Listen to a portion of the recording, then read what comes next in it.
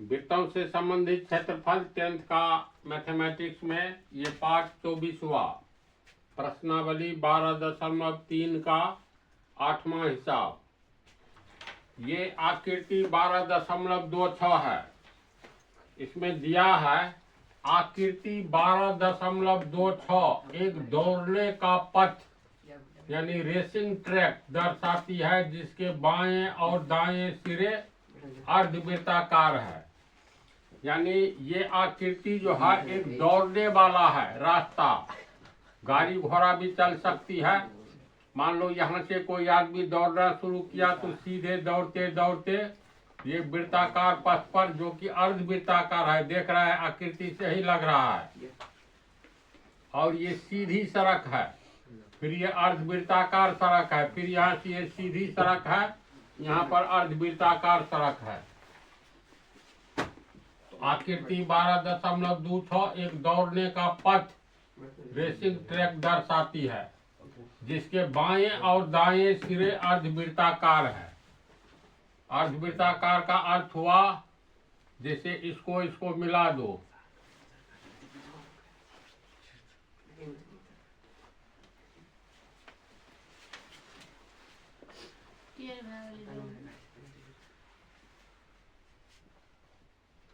तो ये अर्धवृत्ताकार है और बाईं ओर भी अर्धवृत्ताकार है, बाकी सीधा सड़क है।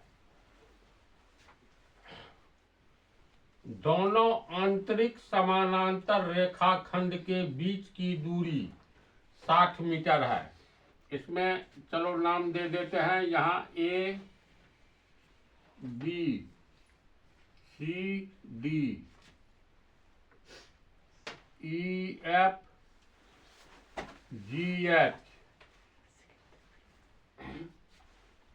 यहाँ पर कह रहा है, पहले ये देखो तो कितनी समानांतर रेखा दिखाई देती है।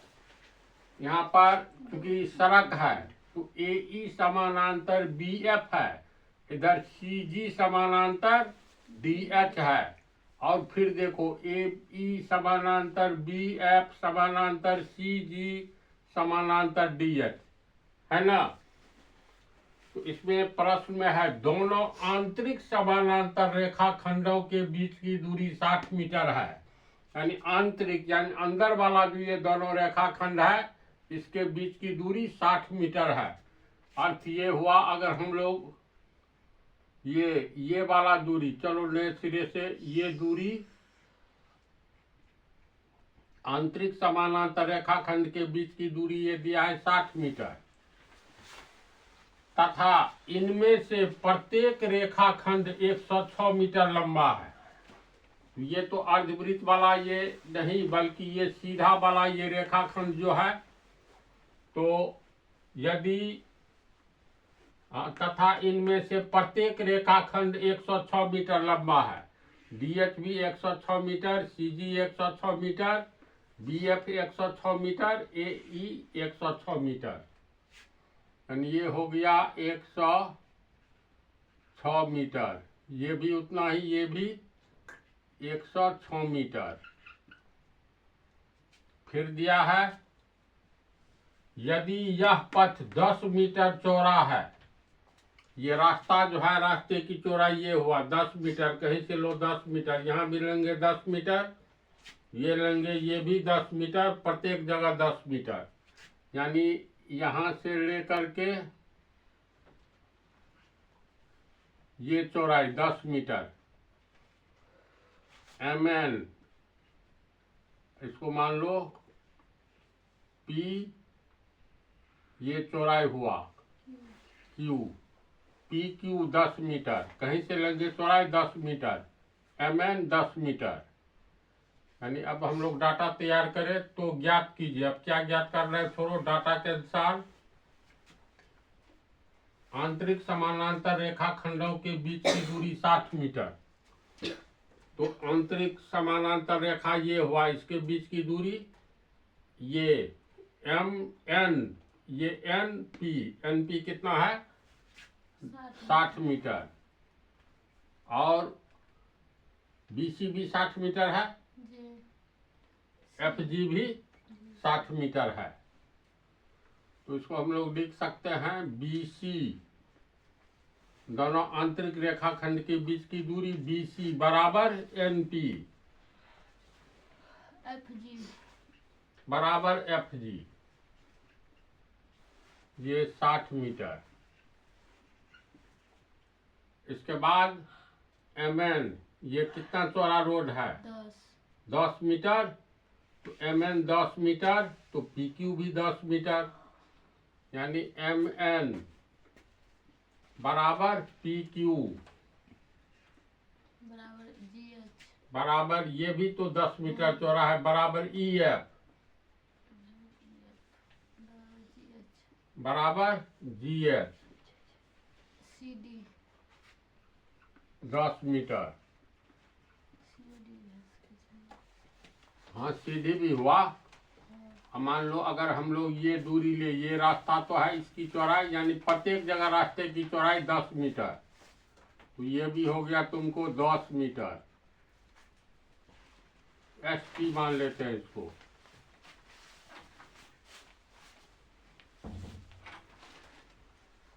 ST सब चौड़ाई बराबर है, ये सब चौड़ाई है। तो 106 मीटर, यानी 106 मीटर DH हुआ, ये रास्ते की लंबाई। DH बराबर CG बराबर BF बराबर AE, दिया है ना सूर्य में। 106 मीटर, 10 मीटर प्रत्येक रेखाखंड 106 मीटर, तो AE बराबर BF,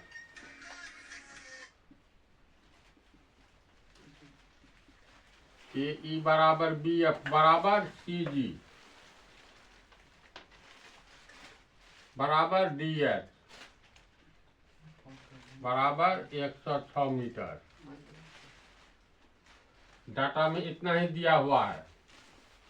अब पहला है, तो ज्ञात कीजिए पथ के आंतरिक किनारे के अनुदिश एक पूरा चक्कर लगाने में चली गई दूरी, यानी पहला जो है इसमें क्या मांग रहा है? पथ के आंतरिक किनारों, ये रास्ता जो है आंतरिक किनारा ये हुआ। इसमें देखो पंक्ति, पथ के आंतरिक किनारों, तो इस पथ में ये रास्ता है, तो अंदर का किनारा ये हुआ, ये। फिर इस रास्ते में अंदर ये बाहर वाला किनारा हुआ DH, इस रास्ते में AE बाहर वाला किनारा हुआ, तो आंतरिक किनारा यानी BF और CG के बारे में बोल रहा है। तो पथ के आंतरिक किनारों के अनुदिश एक पूरा चक्कर लगाने में चली गई दूरी ज्ञात करना है। इसका अर्थ है आंतरिक किनारा कोई व्यक्ति B से चलेगा, तो यहाँ से आएगा F तक सीधे, फिर ऐसे मुड़ेगा, फिर ऐसे आएगा सीधे, फिर ऐसे घूम करके यहाँ B पर आएगा, तो एक चक्कर लगाएगा। तो यही कह रहा है, जो आंतरिक किनारों का एक चक्कर लगाने में कितना दूरी तय किया जाएगा। तो कहीं से चलो, मान लो C से चलेगा, आंतरिक किनारा है CG, तो यहाँ से अगर ऐसे चलेगा तो सीधे आया जाएगा G के पास, एक सरल रेखीय पथ में। फिर यहाँ रास्ता आंतरिक किनारा ये हुआ, ये अर्धवृत्त, यहाँ से यहाँ जाएगा, फिर यहाँ से सीधे आ जाएगा B के पास, फिर अर्धवृत्त को पार करते हुए C के पास आएगा, तो एक चक्कर पूरा होगा। तो इसी आंतरिक किनारा का लंबाई निकालने के लिए ये पहला में पूछता है। दूसरा में पथ का क्षेत्रफल, ये रास्ता जो है ये सड़क जैसे जैसे अर्धवृत्ताकार है ये सीधे है, अर्धवृत्ताकार है ये सीधे है, इस रास्ता का क्षेत्रफल यानी एरिया ज्ञात कीजिए। ये दूसरा में। तो पहले वाला आओ, यहाँ से कोई व्यक्ति चलेगा यहाँ तक, तो ये 106 मीटर है ना जी। फिलहाल इसको छांट दो, और फिर यहाँ से आएगा यहाँ तक, तो 106 मीटर।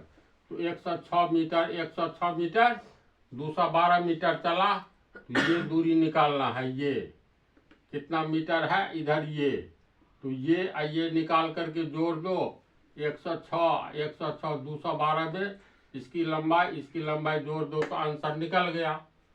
समझा क्वेश्चन क्या पूछ रहा है इसमें? जी। तो ये निकलेगा कैसे? तो इस पर ब्रेन लगाओ। तो ये चाप है, वृत्त का चाप, जीवा ये सब पढ़ाए हैं ना। तो इस चाप की लंबाई निकालना है, कितना है?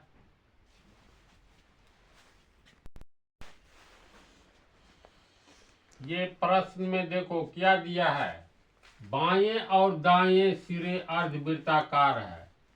यानी ये बाईं ओर जो ये रास्ता है और दाईं ओर ये रास्ता है अर्धवृत्ताकार है। इसका अर्थ हुआ जो एफ जी का मध्य बिंदु ले लो तो ये अर्धवृत्त हो गया। तो ये मध्य बिंदु लिए, ये अर्धवृत्ताकार है, ये अर्धवृत्त है। तो अर्धवृत्त में ये व्यास हो गया। दिमाग में लो तो कोई भी अर्धवृत्त रहता है, ये अर्धवृत्त है। जी। इसका मतलब ये ए बी, व्यास। ये तुमको व्यास हो गया, बीच में केंद्र होगा। तो जब ये अर्धवृत्त है ये, तो ये वाला व्यास हो गया, एफ जी व्यास हो गया। इसका मध्य बिंदु केंद्र होगा। मान लो ये केंद्र का नाम कुछ हम लोग रख दे डब्लू। तो डब्लू इस अर्धवृत्त का केंद्र हुआ। तो ये तो व्यास हो गया, तो व्यास का आधा त्रिज्या होगा। 5 सेंटीमीटर। तो एफ डब्लू त्रिज्या हो गया।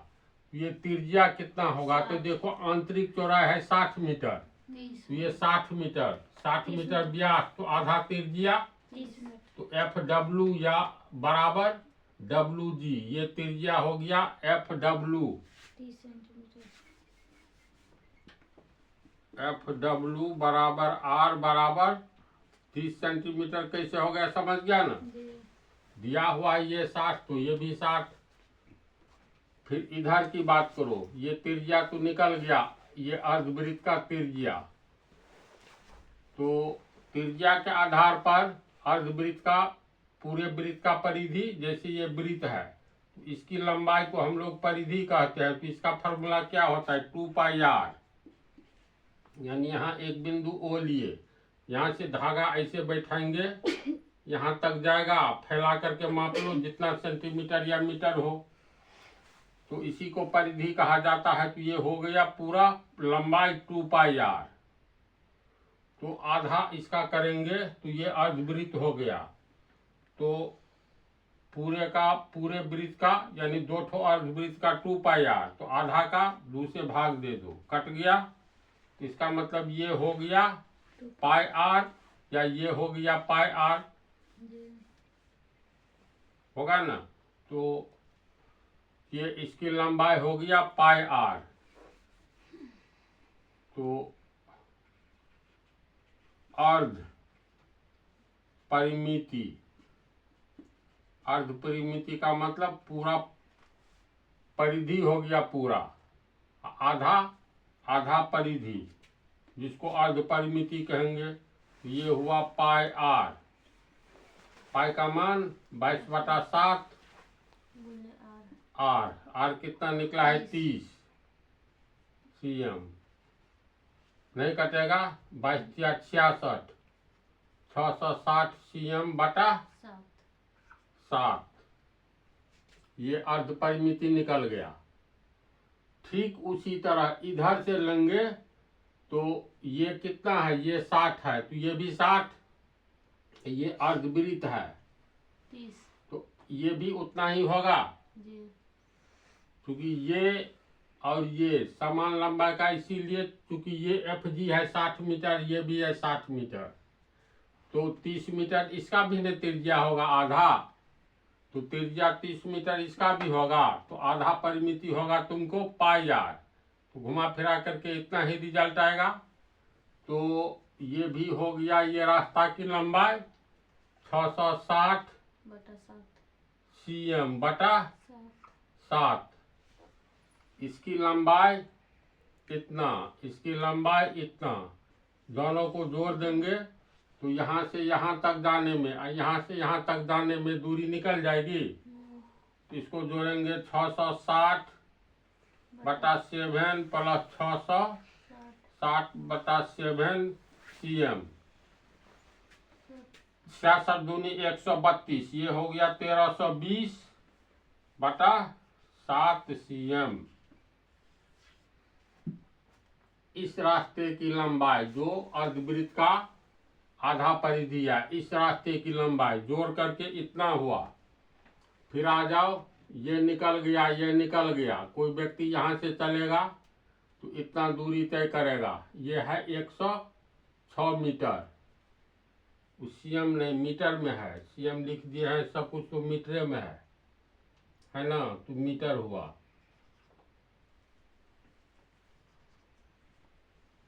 इतना मीटर।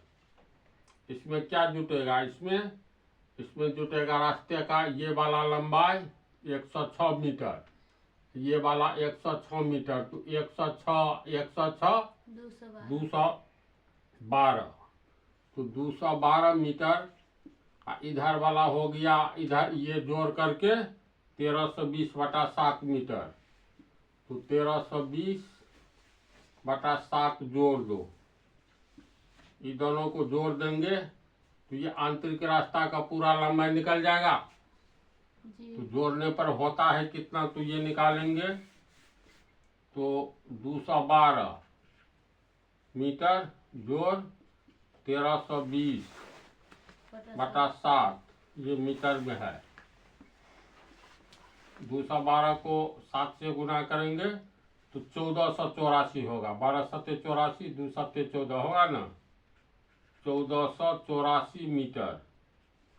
ये 1320 और नीचे में हो जाएगा 7 मीटर, तो 1400, 1300, 2700, 84 में 20 जोड़ेंगे तो 104, यानी 2804 बटा 7 मीटर। तो भाग देंगे तो जो आवे, ये आंसर हुआ ना। कैसे कैसे निकाले इसको तू लोग समझा? तो अब दूसरा देखो। दूसरा हिसाब में पूछ रहा है रास्ते का पथ का क्षेत्रफल, यानी ये जो रास्ता है, ये इस रास्ते का क्षेत्रफल। तो हम लोग इसमें इस रास्ते के क्षेत्रफल में क्या निकालेंगे? इस रास्ते का क्षेत्रफल जो कि आयताकार है, तो आयत का क्षेत्रफल होता है लंबाई गुने चौड़ाई। इस रास्ते का क्षेत्रफल यानी एरिया CDHG, एरिया CDHG। आयताकार रास्ता है तो लंबाई गुने चौड़ाई, लंबाई है 106 मीटर, तो 106 मीटर गुने चौड़ाई 10 मीटर है, तो 10 मीटर। ये हो गया 106 को 10 से गुना करेंगे, 1060 mm को गुना करेंगे मीटर स्क्वायर। और ये रास्ता भी, उसका भी क्षेत्रफल इतना ही होगा, क्योंकि ये रास्ता ABFE आयताकार रास्ता है। तो एरिया ABFE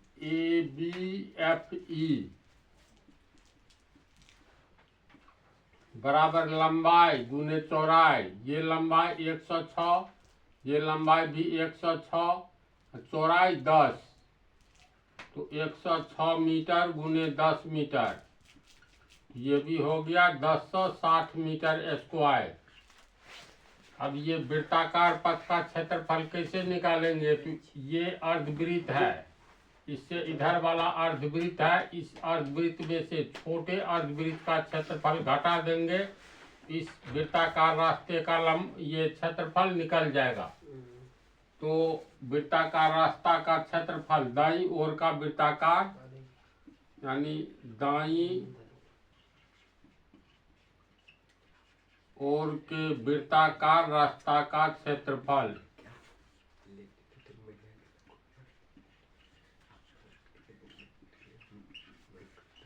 ये कैसे निकलेगा?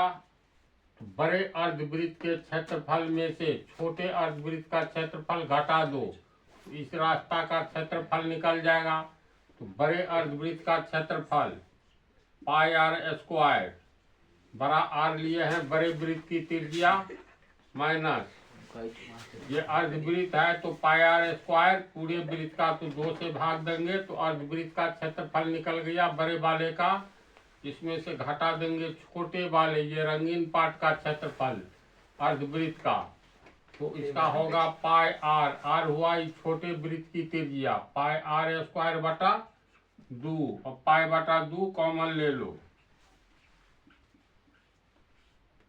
तो इधर हो गया r square minus r square, pi का मान हो गया 22/7, 2 है तो गुने 2, बड़े वृत्त की त्रिज्या कितनी है, तो ये जो बड़ा वृत्त है इसका व्यास हो गया ये आधा हो गया त्रिज्या, तो ये 60 मीटर है, तो ये भी 60 मीटर, 60 मीटर का आधा ये 30 मीटर, और रास्ते की चौड़ाई है 10 मीटर, तो 30 और 10 40, तो ये हो गया 40 मीटर, तो आर स्क्वायर यानी 40 मीटर का स्क्वायर माइनस छोटा आर स्क्वायर, तो छोटे अर्धवृत्त का त्रिज्या कितना है, तो मात्र इतना, इसकी चौड़ाई 60 मीटर है, यानी ये 60 मीटर है, तो 60 मीटर का आधा 30 मीटर, तो छोटे वृत्त की त्रिज्या 30 मीटर, तो आर स्क्वायर यानी 30 मीटर का स्क्वायर।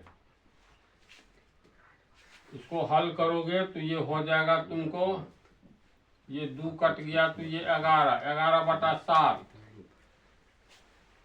गुने